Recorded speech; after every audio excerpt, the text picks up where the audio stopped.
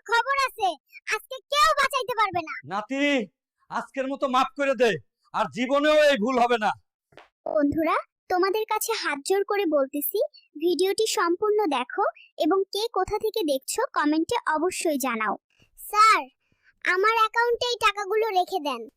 আরে বাবু, এগুলো তো জাল টাকা, জাল টাকা ব্যাংকে রাখা যাবে না।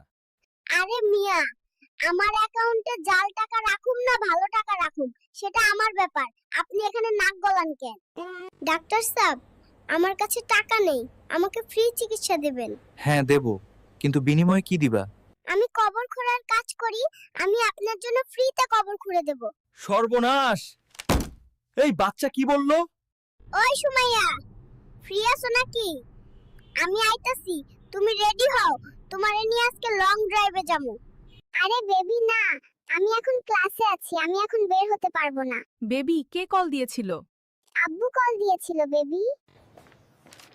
ওই পিচ্চি, তোর হাসপাতালের বিল 1 লক্ষ টাকা, তাড়াতাড়ি পেমেন্ট দে।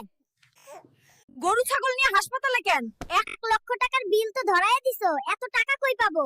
তাই গরু ছাগল নিয়ে এলাম, বিচ্চা নেও, এছাড়া আমার কাছে আর কিচ্ছু নাই। আরে বাবু, স্কুল থেকে পালিয়ে কই যাচ্ছ? আরে মামু, আজকে ম্যাডামের মেয়েকে প্রপোজ করছি। ম্যাডামের মেয়ে ম্যাডামকে সব বলে দিয়েছে, এখন ম্যাডাম আমাকে খুঁজতেছে, তাই পালাচ্ছে। তুমি এত ছোট বেবি হয়েও তুমি কেন রান্না করছো? বাপ মা দুজনে টিকটকার, তারা টিকটক নিয়ে ব্যস্ত আছে, আর আমার খুব ক্ষুধা লাগছে, তাই আমি নিজেই রান্না করছি। বাবু, তুমি বেগুন নিয়ে কি করবা? এই বেগুন তোর পাছায় দেব, তোরা শুধু বেশি কথা বলিস, অল্প কথা না বললে হয় না। বন্ধুরা, সাংবাদিকের প্রশ্ন উত্তর কেমন দিলাম তোমরা কমেন্টে জানাও, আর তাড়াতাড়ি সাবস্ক্রাইব করে ফেলো। ওই শালার বিড়াল, রোজ আমি খাবার বসলে মাছ নিয়ে চলে যাস। দাঁড়া, আজকে তো খবর আছে। এই তো ধরছি, এখন তুই কই পালাবি? এখন তোর মুসলমানি দেব, যাতে আর জীবনে মাছ চুরি না করিস। বাবু, দরজাটা আটকাও কেন? আরে না, আটকালে বুড়া বুড়ি আমাদের প্রেম করা সব দেখে ফেলবে। বেবি, এখন আর কোনো চিন্তা করো না, তাড়াতাড়ি খাও, দরজা আটকাই দিছি। বুড়া বুড়ি তো দূরের কথা, মশাও দেখবে না।